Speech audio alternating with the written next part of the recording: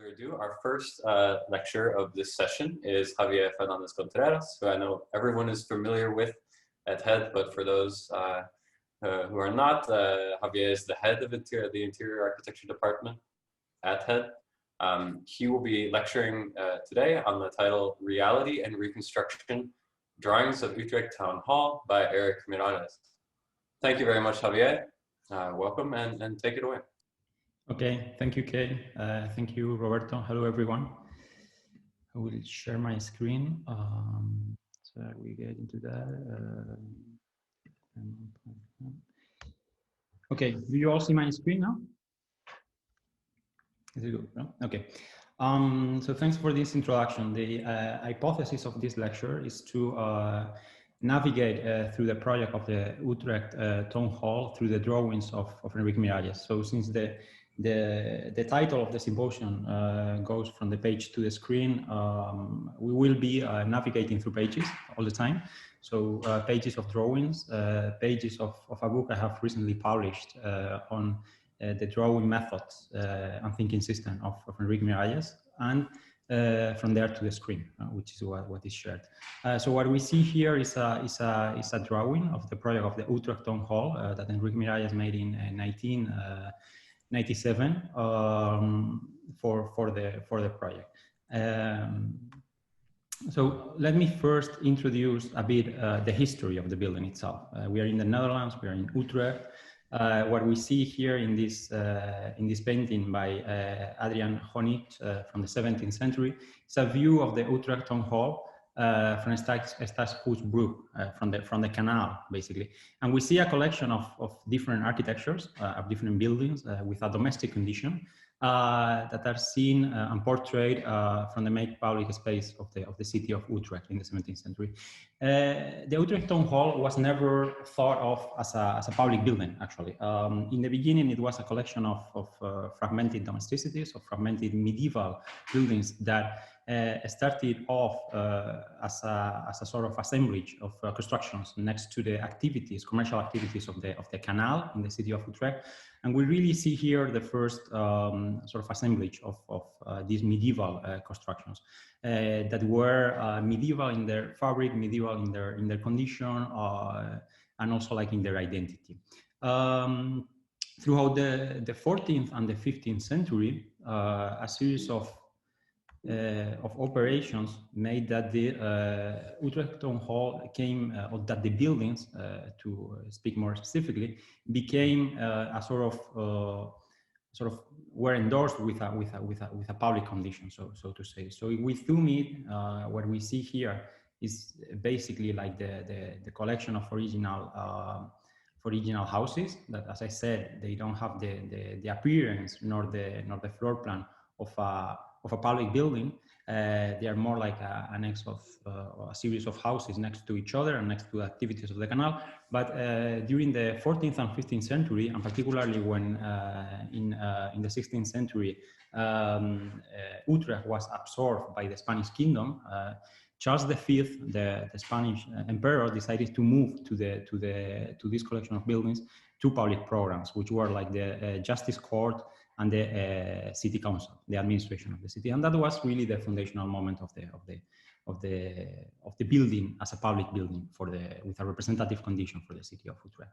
It's quite interesting, the historic evolution of the building, and quite complex for half an hour lecture. But what you see is an evolution in which there is a progressive addition of programs in the floor plan of houses, depending on the historic requirements in terms of square meters for the functions of the public building. And at the same time, there is a total dissociation between the structure of the floor plan and the appearance of the facades.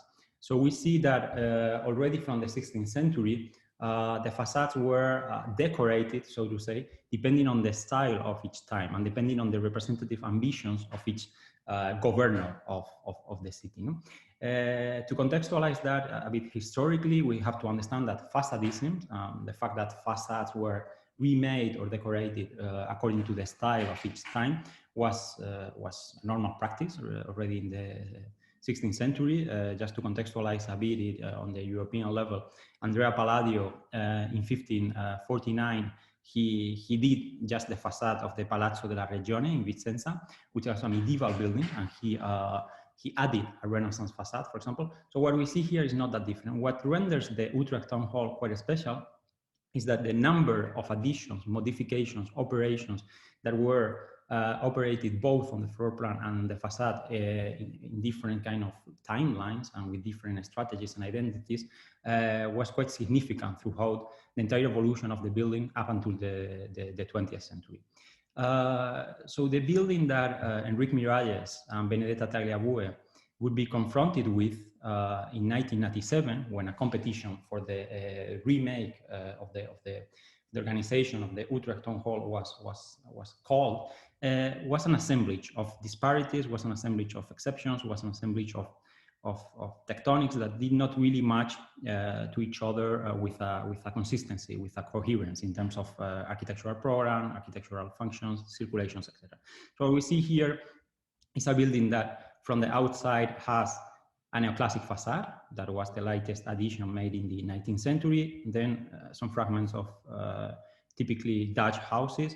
And then we see a floor plan where there is no neoclassicism whatsoever. So we see, for example, that this is if you see my mouse scrolling around the floor plan, you recognize that there are 3 neoclassic facades, the one that I'm enveloping now, but inside there is no symmetry, there is no regularity, there is no orthogonality in the proportions.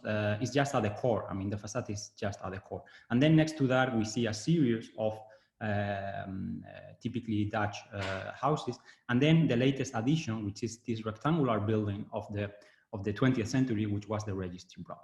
So the functions within the building were introduced. There was no correlation between the architectural fabric and the way the building functioned. So the competition that was held in 1997 called for a reorganization of the inside of the building, for a new identity, but it didn't call for an addition of more square meters. So it was a competition quite unique to that extent, because you know that quite often like remodelations are done when new functional demands are required, particularly more square meters. In the case of the Utrecht Town Hall, it was not like that. There was a dysfunctionality in terms of how the program was housed within the building, and there was also a kind of lack of identity, of public identity of the building in the city of Utrecht. If we see the aerial picture of the building, we see here the registry block. We see the massive difference between the urban fabric of the city of Utrecht, the city center, and this apparently neoclassic block, which is not neoclassic whatsoever in its inside. So we see that there is this facade wrapping a collection of medieval domesticities, but then from the outside it looks monumental. From the outside it looks different in size regarding the adjacent context of the city of Utrecht. And then, as I said before, the latest addition that was made in the 20th century, the registry block, and with this kind of in-between space between both buildings, with a courtyard that doesn't work at all as a courtyard, because the only access, you see my mouse scrolling on the screen, the only access that we see to this courtyard, which is more a leftover space, is through this staircase. So we could say that the building itself was a collection of exceptions, a collection of maybe mistakes, if we analyze it from the point of view of an architect doing a floor plan. I mean, this floor plan would have never been made at once. So it's really a kind of palimpsest with different layers, superposing one to another, and with an accumulation of additions, corrections, mistakes, modification throughout 700 years of history. The proposal of Eric Miralles and Benedetta Tagliabue in the competition that they won, and in the building that we will be seeing through the drawings of Miralles, called for the demolition of the registry block and for the opening up of a new urban square in the city center of Utrecht. So the hypothesis of the competition was to give back the city, the building, to the city of Utrecht. So we see here how, instead of this floor plan that we were seeing before, with this leftover patio courtyard that was not functional whatsoever, we see now how the building becomes more a kind of linear structure that is entirely opened and related to a urban space, which was a new square to be opened in the city of Utrecht. And in the slogan that they presented to the competition in the memorandum, they said, we want to give back the building to the city of Utrecht. So we see also like in the competition model. And this radically shifts the vision of the building, because from the painting that we have seen before from Adrien Honig, that was the building was viewed from the canal, which was the point of view of the commercial activities of the 13th and 14th century. Now the main point of view of the building shifted from this area, which was called Staatshuisbrug, to the new square in the city center of Utrecht. And that's why all the models that we will see from the evolution of the project, also all the drawings, are always kind of done looking from this new square. Let's move a bit. So this is a bit from the history and competition. So the competition they presented again, and they won, Eric Miralles and Benedetta Tagliabue in 1997, corrected to a certain extent sort of mistakes that we could have seen before in the previous floor plan.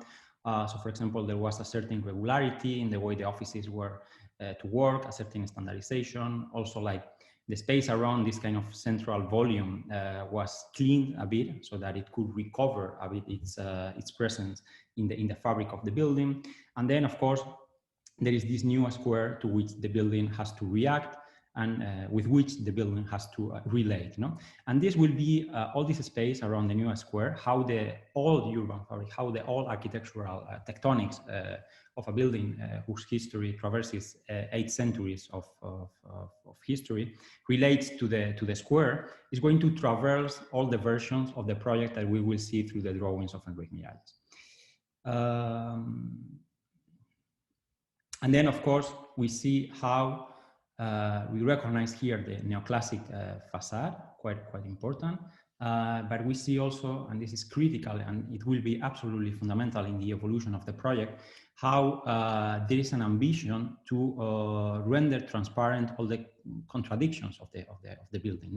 So, for example, the fact that the architects cannot intervene in this neoclassic facade because it was protected for heritage reasons by the City Council of Utrecht, but they really want to show that this is a decor. And how can they show that this is a decor? By activating or intervening in the parts of the building that are not protected by heritage, let's say. So all this area, which were the back walls and the back facades of the medieval houses, and the remains of the demolition of the registry block, the only part of the registry block that would remain is this one that I'm showing with the mouse now, will become critically important to render transparent, like towards the square and towards the city of Utrecht, all the contradictions of the building, and to show in a transparent way the real architecture of the building. So to contest the idea of monumentality throughout the neoclassic decor, but also to show that the building itself has a fabric and a structure and tectonics, which in its structure and topology is more similar to the urban fabric of Utrecht. Let me move to the next one. I will introduce briefly, for those of you who are not that familiar with Eric Miralles, we will very rapidly give a few notes on the character through his vision of drawing. So Eric Miralles was a Spanish architect who was educated at the Barcelona School of Architecture in the 70s. And what we see here is a picture that was taken when he was second-year student at the School of Architecture. So pretty much similar to the age that many students, many of our students who might be watching this lecture have. And we see that he lived in a middle-class apartment in Barcelona, and this is his desktop, basically. Education, public architectural education in Spain, normally there was no specific space for studios, for ateliers, like classrooms were classrooms for all the subjects, and also at home, like people usually did drawings in the same desks that they used to study with books. So what we see is the drawing table that he had, quite tiny. And then here he studied, here he drew, etc. But very rapidly, throughout the influence of Rafael Moneo, who would be like one very important teacher he would have at the Barcelona School of Architecture, but also through his internship at the office of Viaplana Piñón, very rapidly he became passionate about drawing. And he, by the end of his studies in architecture, he presented a final project, which would be, which is the one we are seeing here. This is the final thesis project. It was a collection of papers that were as big as sheets, basically. So the size of this drawing that we are seeing on the screen is 2.5 meters by 1.30 meters or something like that, roughly speaking. So you have to understand that very rapidly we are talking about an architect who really realized that to think architecture differently, he had to find drawing mechanisms. So basically, throughout his studies, he moved away from his apartment and he found a place to be able to draw these drawings, which were as big as a table, basically.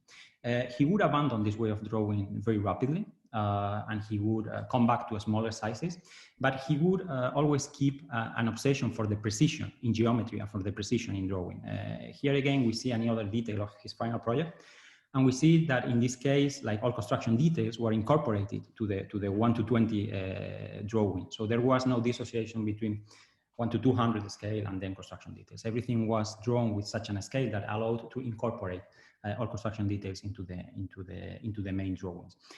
This passion for precision in geometry, this passion for precision in technical drawing, not only sketching, but really technical drawing and hand drawing particularly, would accompany him throughout his entire career. In the 80s, he set up his own office with Carme Pinós. It would be a very famous office, both in Spain and internationally, whose name was Miralles Pinós. And they both had a very important and star career in the national and international context. And here there is a fragment of an interview with Eva Prats, who is nowadays a very prominent architect. She's teacher at ETH in Zurich. And then Eva Prats was one of the first collaborators Miralles and Pinós had at their office, the second collaborator. And in this interview, I have included this because the first thing, what Eva Prats explains here in this interview is that the first thing that interns were taught when they entered the office was to draw. This was really the first thing that Miralles and Pinós taught them. And if you see here this sequence of lines, what Eva Prats explained here is that when they were drawing technical drawings, they could never do the parallels in sequence. They could never do, for example, for a sequence of windows, if you draw by hand, traditionally, like you do the horizontals and then you do the verticals because you save time by doing that. In the case of Miralles, that was avoided at the office. If you were drawing a window, you had to draw that window particularly one by one. If you were drawing a door, one by one. So you had always to be focused and concentrated on the things that you were drawing. Eva Prats, and this is a very beautiful sentence in the interview, says, we had to draw doors, not lines. And this is very telling of the approach of Miralles. At the end of the 80s, so we are still in the 80s, in 1989, but this was published in 1991. It was an article published in El Croquis, the Spanish magazine. Eva Prats and Eric Miralles published together this article whose name is How to Lay Out a Croissant.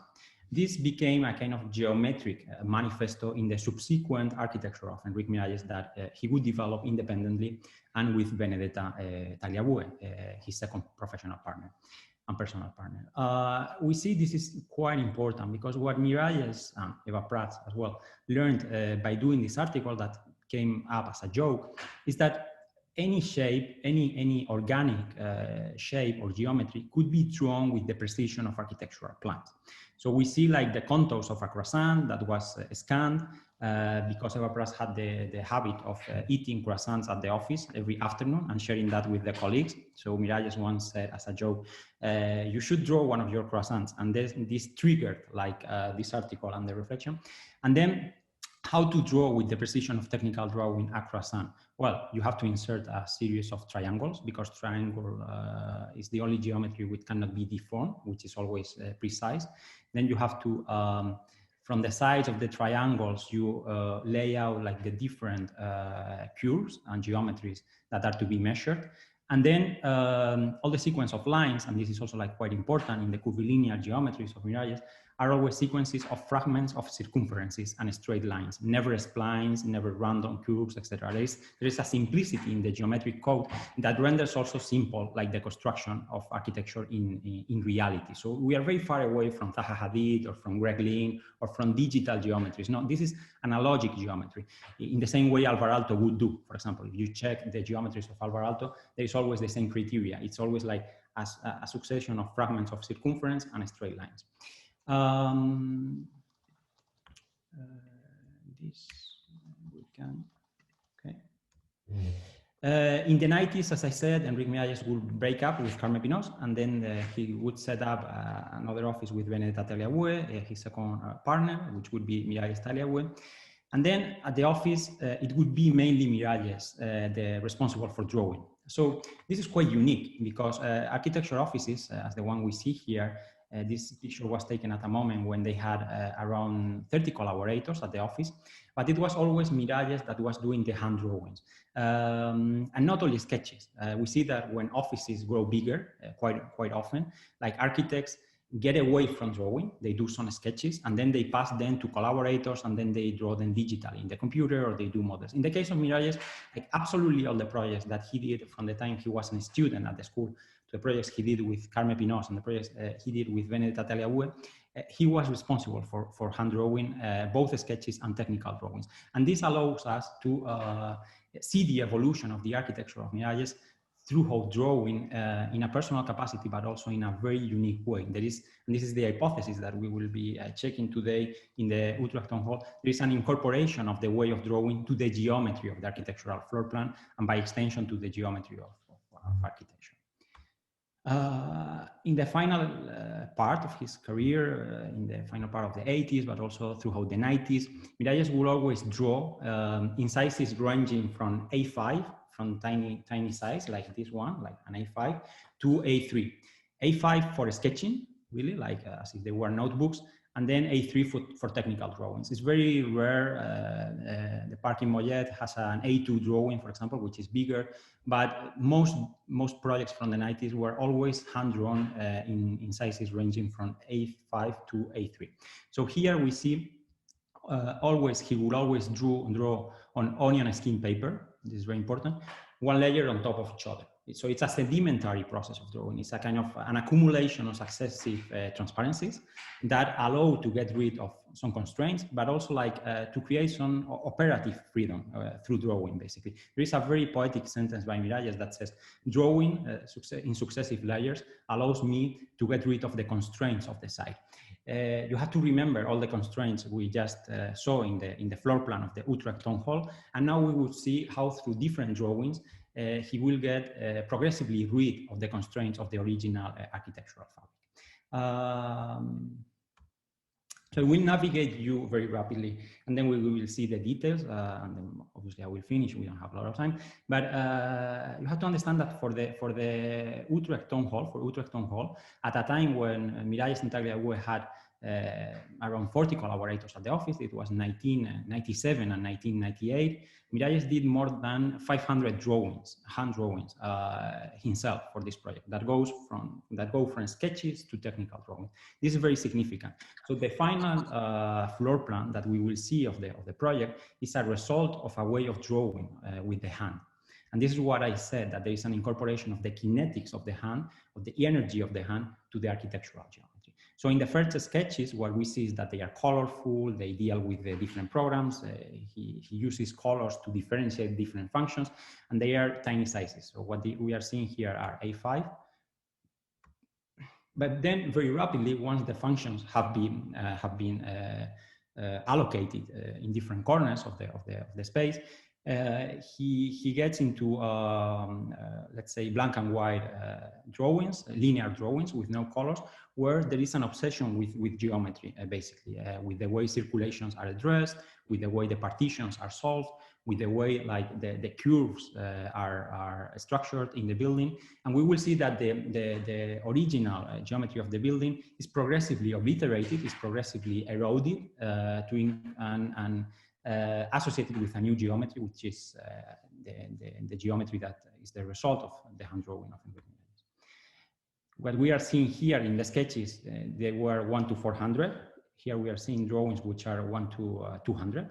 We see fragments of the building. This is, for example, the new wing, which was incorporated. We see here the relationship with the basement, some technical drawings as well. So we see how he shifts from sketches to technical drawing. And then the competition was in February 1997, here winning in Christmas holidays, and we see a series of fantastic drawings, A3 size, dealing with all the geometry of the building. We have to understand that these drawings were always made on top of the floor plan. So now we see them as transparent layer, but as I said before, they are they were done on onion skin paper. So they were always drawn on top of something, looking at the original fabric of the building or at the previous version of the project. This I will discuss in more detail soon. And then we see that they get to this level of detail. No? We see that there are some drawings of the new wing, of a new part of the building, where all the different floors and levels are drawn at once to see them simultaneously. So as I said, it's a sedimentary way of drawing. It's a stratified way of drawing, where you can at once see the whole complexity of the building. And then also like fragments of the staircases, the circulations, to render like all the trajectories and promenades as soft as possible. And they go into the details as to measure like the proportion between the vertical and the horizontal part of the steps.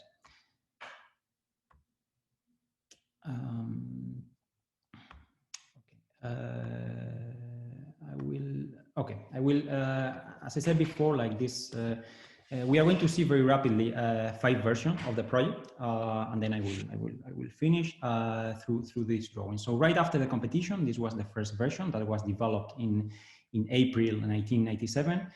So we see as the most critical endeavor of this part, like the relationship between the inside and the outside. In this version, there are a lot of working models of how to address the relationship between the new square and the inside of the building, etc. And we see still that this subversion that hasn't got like the Miralles imprint. It doesn't feel quite Miralles. It's not very curvilinear. It's a bit clumsy in a few corners. We see this corridor, for example, which is quite terrible. It's a dead end in the corridor.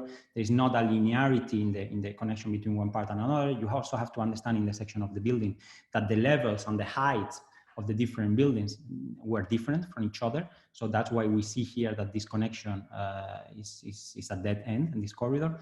And all these points, all these things that are not properly working in the building will be developed throughout the different phases of the project. So as I said before, the first drawings elaborate on the relationship between the inside and the onside and the programmatic performance of the building and zonification. From the very beginning, there is a will to render the circulations as fluid as possible. And then very rapidly, Miralles and Tagliabue, and particularly Miralles in drawings, focus on these 2 parts that they identify as 2 new insertions in the existing building, basically. So we see the remains of the demolition here. And then there is a new wing where they increase optimize the square meters for offices, basically. So they do a new, let's say, pavilion, which is attached to the original fabric to properly address the office function. And then there is the new entrance to the building. We see even in this version that there is a will or a test to remove part of the neoclassic facade, so that as I said before, the contradictions of the building, the way the facade is a total decor, is rendered transparent towards the squares. Obviously, this version was not allowed by the city council for heritage restrictions, but this contradiction between the neoclassic facade and the inside of the building will always be shown in this entrance pavilion. That's why this entrance pavilion is very important. So we see that already in this version, which is from August 1997, the system, the drawing system of the project and the architectural system of the project is clearly identified by Miralles and Tagliabue. So we see the general outline of the project, and then we see these 2 pieces which are new inserts in the original fabric of the building. And this is the entrance pavilion, which I labeled with the letter A, and this is the new wing. They call it the new wing, which is an office space, basically. And then here we already start to see that there is a sort of geometric appropriation of the original fabric. We recognize the masonry walls, the load-bearing walls, the partition walls, but then we see that they have been, that they are progressively articulated with the fluidity of new circulations. And we can already start to recognize a particular way of drawing the geometry of the floor plan, which is more related to the imprint and to the kinetics of the hand of Eric Miralles. And then critically enough, and very importantly, the relationship with the new square, which here is not properly working still. We see that there is a continuity which is drawn through the pavement. So we see all these lines which refer to the pavement, but actually between the back of the rooms and the back of the building and the square, there is still a fence. So basically, they don't really know yet, still in August 1997, how to address the relationship between a square, which is to be public space, and a series of spaces, which are in some cases private, because they address important functions, administrative and representative functions of the city hall. No? And in the rest, we already see how this corridor that we were seeing before, now it doesn't end here. There is a continuity, there is a ramp, there is a staircase here. This is a critical corner in the evolution, because still you recognize that there is a continuity in the circulations, which is drawn in the floor plan, but not really felt in the space, because there is this ramp, there is these staircases. And in Miralles and Tagliabue architecture, like the fluidity of circulations and the horizontality of circulations, even though they might unravel at different levels, is very important, which is what we will see in the next version. Let me pass. So some more drawings. In the next version that was done in September and October 1997, we already see how the relationship between the building and the square is better resolved. They don't have to recur to a fence now. Basically, they introduce an AHA, which would be an AHA, which is a semi-barrier zone to create a sort of visual continuity but functional independence between the ground level of the square and the semi-varied level of the technical functions of the town hall. And this solution will remain till the very end. So if you go to Utrecht and you see the built town hall, you will see that there is no fence separating the square and the building. But there is a kind of semi-varied perimeter all the way along the original medieval houses. Well, some drawings, a lot of them addressing the relationship between the basement and the upper level, the ground level, but we always see the same structure, which is like how to intervene in the space that was left empty after the demolition of the registry blocks and some medieval houses. As I was saying before, two pieces of new, or two components of new insertion in the original fabric: the new wing, very Corbusian volume in its geometry and shape. Le Corbusier, one of the main references in the architecture of Miralles. So we see in the lobulated geometry, in the kind of organic geometry of the inside of the corridor, clear reference to Corbusian geometries. The facade towards the square, not that different from the final one already. And then the entrance pavilion. And we see that within a general idea of how all these things come together, we also see fragments, that these elements, new inserts, are developed through independent drawings and models. Here we already see the version that was presented to the local authorities and to the press representatives in October 1997. Again, as I said before, we see recurrent topics. We already see a fluidity in the circulations. We see a lot of things which are not still working, but they will be progressively working. The relationship between the columns of the new wing, which is inserted here. It's a fragment of a new architecture attached to the original fabric of the medieval houses. So we see here the contradictions and juxtaposition between an organic geometry and the load-bearing structure. And all these things which are not properly working here. We see, for example, this room here, which is very tiny, but they will be progressively solved in the forthcoming months.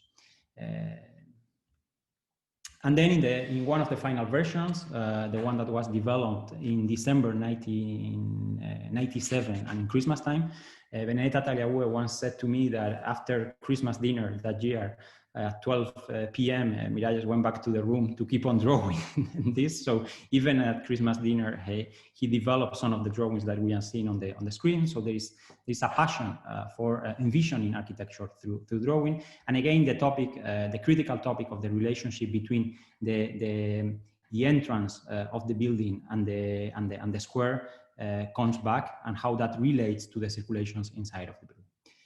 So we see that there is always a kind of dialectic way of going back from a sketch to technical drawing and from technical drawing back to a sketch. In some tests, we see the level of geometric precision I was referring to before. It's important to understand that these are drawings of a precision that allow no mistake, basically, in the geometry. So when drawings are passed to collaborators and they delineate them in AutoCAD at that time, which was the software used in Spain for computer drawing in the 90s, there's no possible mistake in the geometry. Like all the centers of circumferences, all the tangencies, all the alignments have been drawn with the precision of a technical drawing. And then, as I said before, like to give some fluidity inside of the building to the circulations, even though they unravel at different levels, but there is an ambition to render all these mezzanines at levels fluid. This corner becomes a critical point, and that's why it's developed through a series of staircases that are sometimes quite horizontal and quite soft in their inclination. And we see that we are entering really the final phase of the project through the detail of all the annotation and the obsession with the measurements of absolutely every element. Okay, I will move to the end. I'm not going to get into some final details about the square. We always see that Miralles used to do technical drawings and drawings with a lot of precision in the floor plan, and not necessarily for the construction details and for the sections that took the shape of instructions. So here we see the fountain in the square, which is finally built, but this was developed as a series of instructions that were faxed. And then we see the final project. The difference with the original plan that we saw before is quite remarkable, even though we recognize absolutely perfectly the original geometry. So the facade has not been modified whatsoever. So we see that all this perimeter of the building remains intact.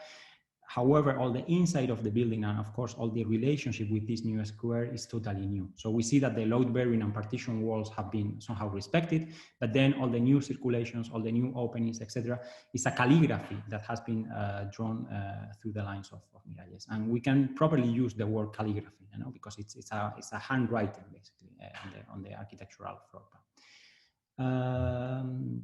And then here, like all the versions, like the original floor plan that Miralles and Talia were confronted with when they did the competition, and the 6 versions that were developed throughout a period of 1.5 years, from 1997 to mid 1998, and finally built in the year 2000, and then the final version. Before I finish, I would like very rapidly to go back to this picture I showed you before. Here we see Miralles drawing the Utrecht Town Hall, particularly, as I said before, in different onion skin papers.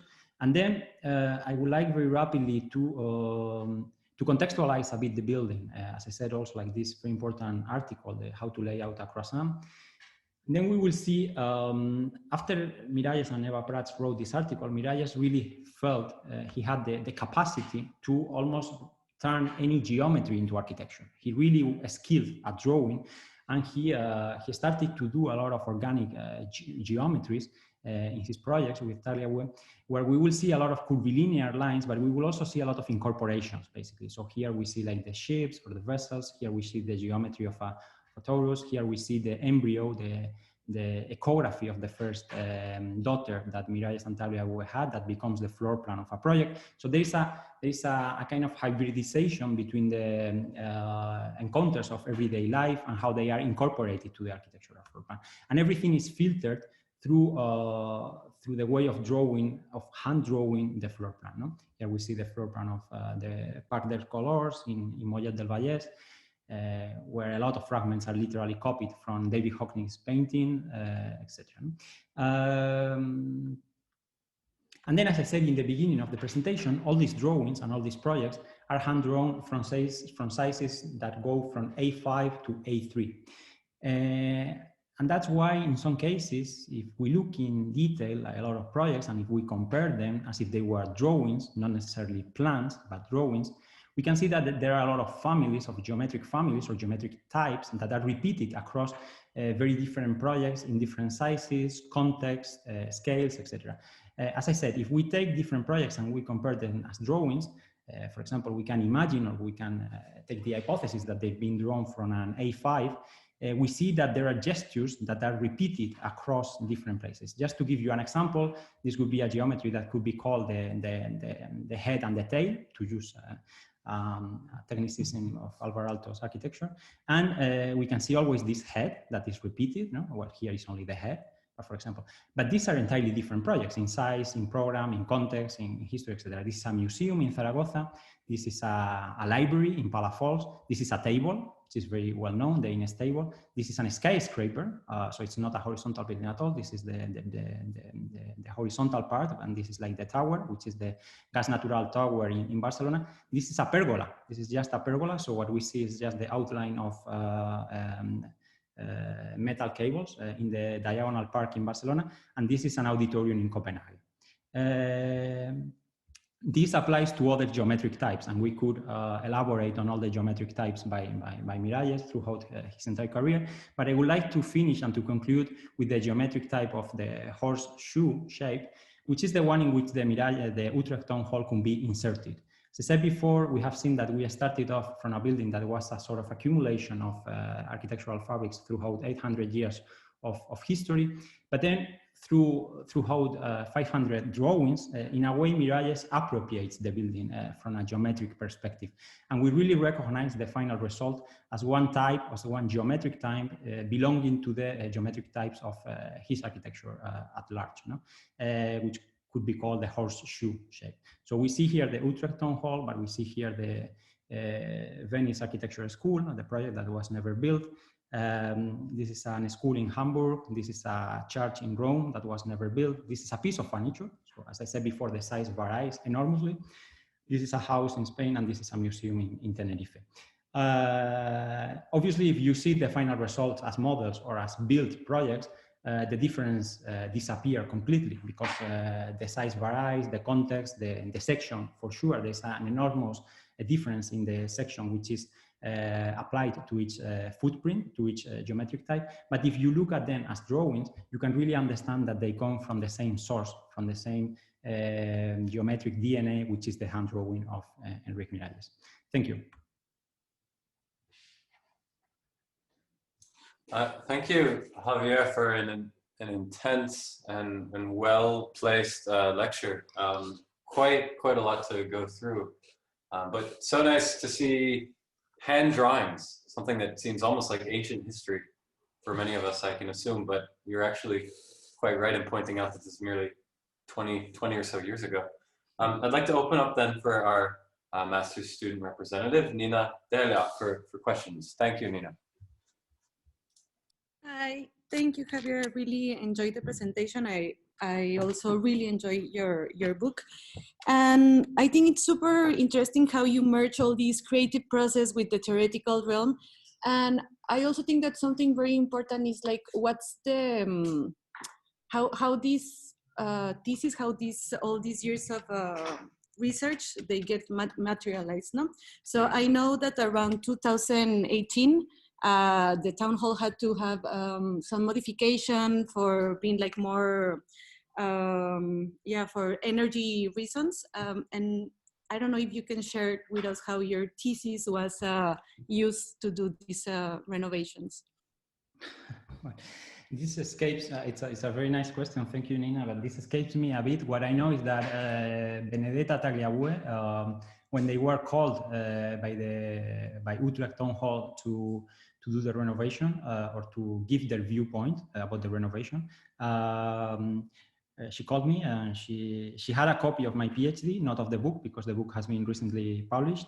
And then she had, I don't know, I think she had lost it, so she asked me to resend a new one.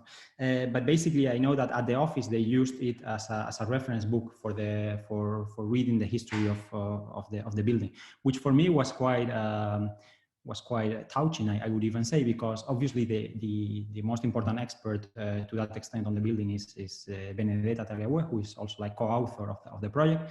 But the fact that I could have like the outsider view, let's say the outsider that comes from away, and in a way recounts like the whole history and evolution of the project from an outsider's perspective, for them was really useful to give it to their collaborators at the office and to tell them like, okay, this is really the where the original project is coming from. So the collaborators at the office used apparently my thesis, my PhD, as a reference for doing the new version.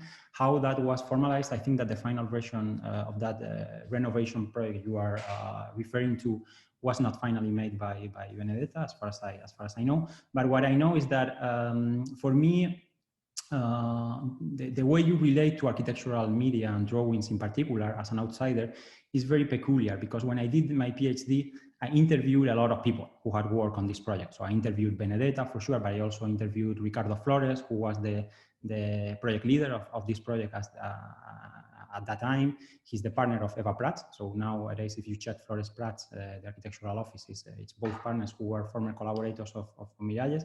And I could not find, even in the collaborators and even in the view of Benedetta, detailed answers to my questions related to the staircase, for example. Why in this drawing Miralles changes from this to that, for example. So for me, it was very interesting. During the 6 months I spent doing this chapter, I scanned all the drawings myself. So I think that the most professionally digitized copy of a project that they have at the office is this one, because it's the only one that has been fully digitized. But for me, it was more like a conversation with a person I didn't know personally. But I tried always to ask and to reply myself, why is in this particular corner changing the proportion of the staircase, changing the position of the elevator, changing the relationship with the square.